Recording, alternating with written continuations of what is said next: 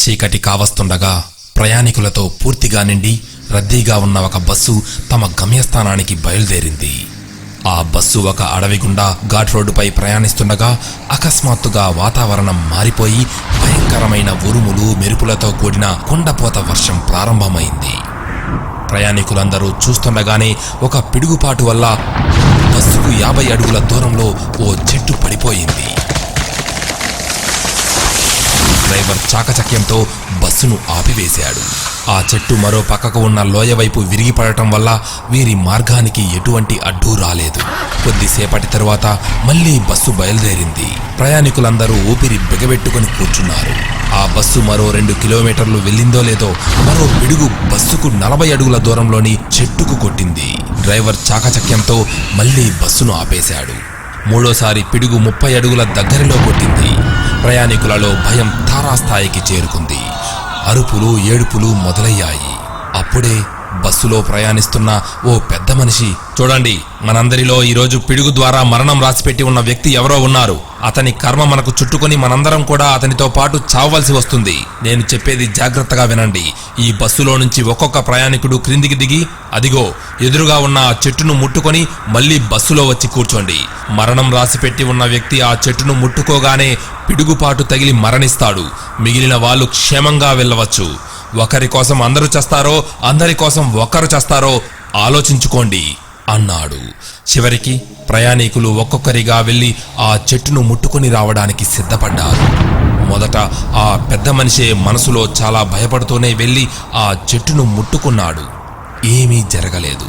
అతడు ఊపిరి పీల్చుకొని క్షేమంగా వచ్చి బస్సులో కూర్చున్నాడు. ఇలా ఒక్కొక్కరు భయపడుతూనే వెళ్లి ఆ చెట్టును ముట్టుకుని వచ్చి బస్సులో కూర్చోసాగారు. చివరికి ఒకే ఒక ప్రయాణికుడు మిగిలాడు. ఇక మరణించేది అతడే అని అందరికీ పూర్తిగా నిశ్చయమైపోయింది. చాలా మంది అతని వైపు అసహ్యంతో కోపంతో చూడసాగారు. కొందరు జాలిపడుతూ చూడసాగారు. అతను కూడా భయపడుతూ బస్సు దిగి చెట్టును ముట్టుకోవడానికి నిరాకరించాడు. కానీ బస్సులో ప్రయాణికులందరూ నీ వల్ల మేమందరం మరణించాలా? వీల్లేదు అంటూ బస్సు నుంచి బలవంతంగా అతన్ని క్రిందికి నెట్టారు. చేసేదేమీ లేక చివరి వ్యక్తి వెళ్లి ఆ చెట్టును ముట్టుకున్నాడు. వెంటనే పెద్ద మెరుపులతో పిడుగు వచ్చి కొట్టింది. తరువాత భయంకరమైన శబ్దం వచ్చింది. కానీ పిడుగు వచ్చి కొట్టింది ఆ చివరి వ్యక్తిపై కాదు, బస్సుపై. అవును, బస్సుపై పిడుగుపడి అందులోని ప్రయాణికులందరూ మరణించారు. నిజానికి ఆ చివరి వ్యక్తి ఆ బస్సులో ఉండడం వలనే ఇంతవరకు ఆ బస్సుకు ప్రమాదం జరగలేదు. అతని పుణ్యఫలం దీర్ఘాయుషు వారందరినీ కాపాడింది.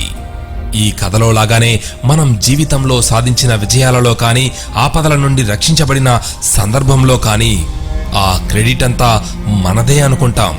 కానీ ఆ పుణ్యఫలం మన తల్లిదండ్రులది కావచ్చు, జీవిత భాగస్వామిది కావచ్చు, పిల్లలది కావచ్చు, తోబుట్టువులది కావచ్చు, మన క్రింద పనిచేసే వారిది కావచ్చు, లేదా మన శ్రేయస్సును కోరే స్నేహితులది, బంధువులది కావచ్చు. ఈరోజు మనం ఇలా ఉన్నామంటే అది మన ఒక్కరి కృషి ఫలితమే అని అనుకుంటే పొరబాటే.